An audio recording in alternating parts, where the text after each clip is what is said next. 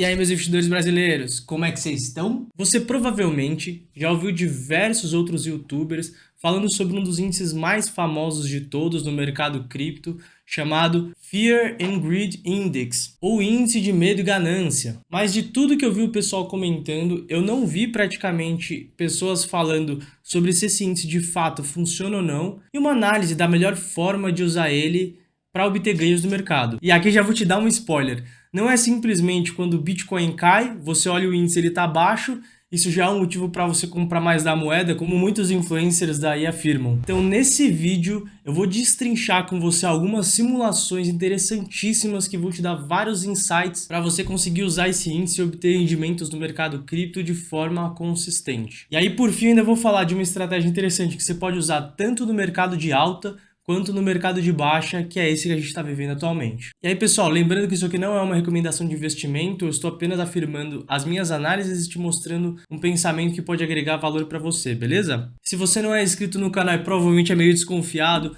não clica no gostei ainda. Vê o vídeo, vê o que você acha, dependendo se você achar legal aqui o conteúdo, já mete o dedão no se inscrever, fechado?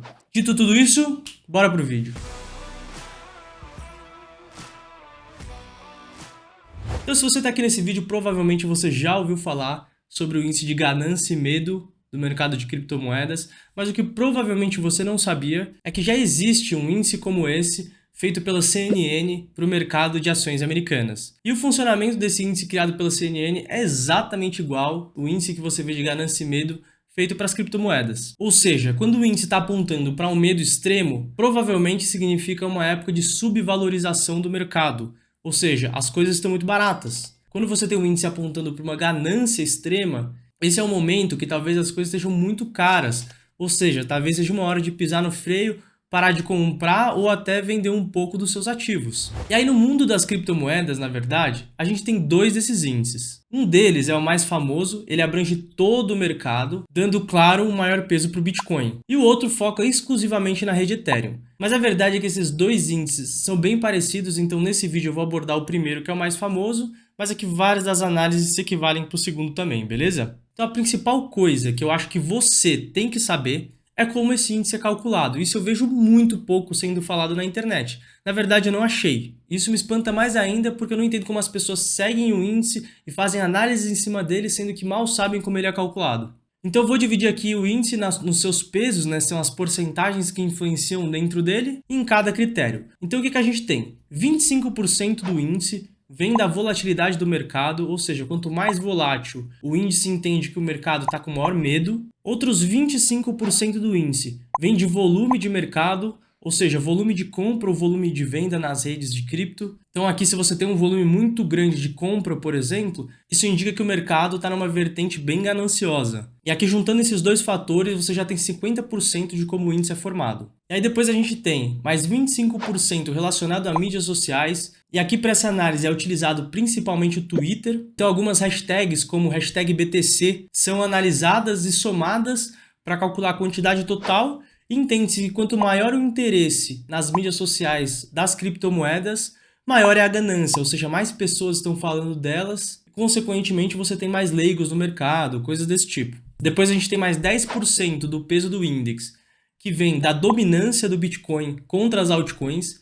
E esse é um índice aqui bem interessante, inclusive eu pretendo fazer um vídeo mais para frente explicando como extrair valor dele, mas ele basicamente indica o market cap, né? Ou seja, o valor de mercado que o Bitcoin possui perante todas as outras altcoins, perante todas as outras moedas do mercado. Então, períodos que o Bitcoin possui um market cap muito maior que o das outras moedas, provavelmente é um período de maior medo, que as pessoas estão levando seus recursos para os ativos mais seguros. E o contrário também é verdadeiro. Depois nós temos mais 10% do índice em tendências, que é basicamente utilizar o Google Trends, né, que é uma ferramenta do Google para avaliar tendências de busca na internet, com o objetivo de entender se a pesquisa por termos de criptomoeda está maior ou menor no momento. E aí, por fim, os últimos 15% vem de pesquisas de alguns sites e fóruns, perguntando diretamente para investidores qual é a sensação deles no time do mercado no momento. E aqui, finalmente, a gente completa os 100% de como esse índice é formado. E aí, pessoal, a forma que eu vejo a maioria das pessoas utilizando esse índice é simplesmente quando você tem grandes quedas no mercado cripto, elas entram no índice para analisar se ele está apontando para uma região de maior medo ou de maior ganância.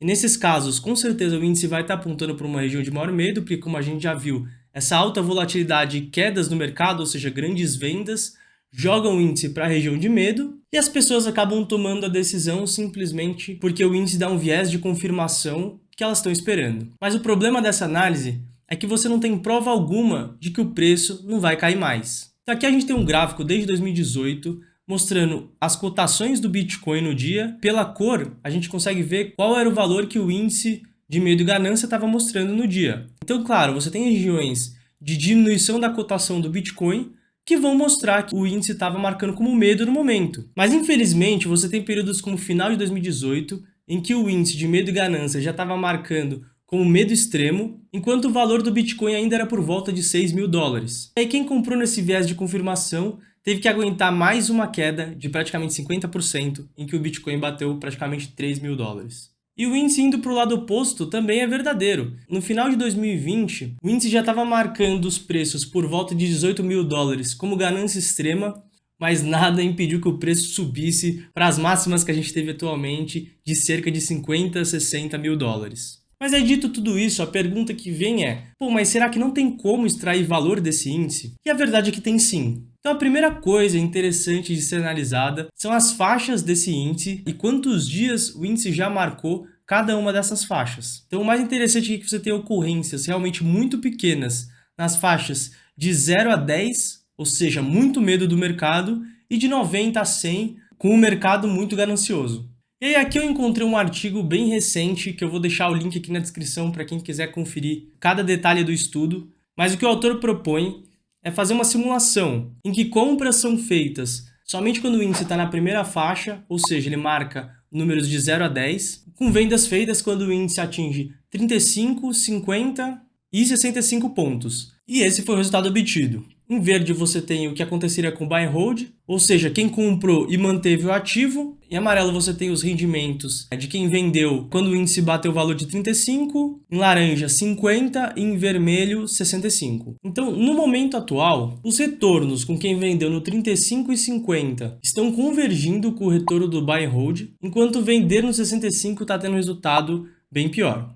Mas uma das coisas mais interessantes aqui de se notar é que todas essas estratégias acabaram sendo melhores que o buy and hold até 2020, logo antes da gente entrar naquele bull market muito forte. Quando por bastante tempo o buy and hold era o que melhor dava retorno, até que o mercado entrou em baixa novamente e os retornos estão aqui equiparados. É o que a gente pode acabar tirando de conclusão é que durante mercados de baixa, essa estratégia de comprar com um índice com valor realmente bem baixo, na menor faixa possível, e vender quando ele atinge 35 e 50, performa realmente bem em mercados de baixa, mas acaba perdendo forte em mercados de alta. E como a verdade é que o mercado oscila e dificilmente você vai saber quando começa e quando termina o mercado de alta e o mercado de baixa, talvez aqui para a maioria das pessoas o melhor seja o bom e velho buy and hold. Agora, para os outros que preferem se dedicar muito mais e talvez entender toda essa dinâmica do mercado, e claro, não só usar esse índice, mas usar outros índices a seu favor para tentar fazer o tão famoso time the market, existe sim espaço para tirar bastante valor desse índice de forma que agregue na sua análise. Mas para mim, prefiro continuar com a minha estratégia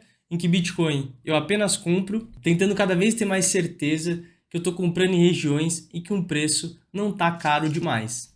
Portanto, pessoal, nunca mais use esse índice apenas para validar momentos de comprar de forma despretensiosa. É sempre importante levar em consideração qual é o número de fato que esse índice está marcando. 15 não é a mesma coisa que 8 ou 9 ou 5. E a verdade é que o mais importante é você nunca utilizar esse índice sozinho. Por isso que eu vou trazer aqui para o canal outros vídeos mostrando outros índices que eu utilizo, então MVRV ou a própria dominância do Bitcoin e alguns outros que eu uso para fazer algumas análises e ter uma maior probabilidade de acertar onde é a região em que o smart money ou as grandes baleias aí estão comprando e eu consigo diminuir meu risco porque eu sei que eu não paguei caro demais no ativo. Então se você gostou desse vídeo, deixa o dedão no like, não se esquece, isso é muito importante para mim.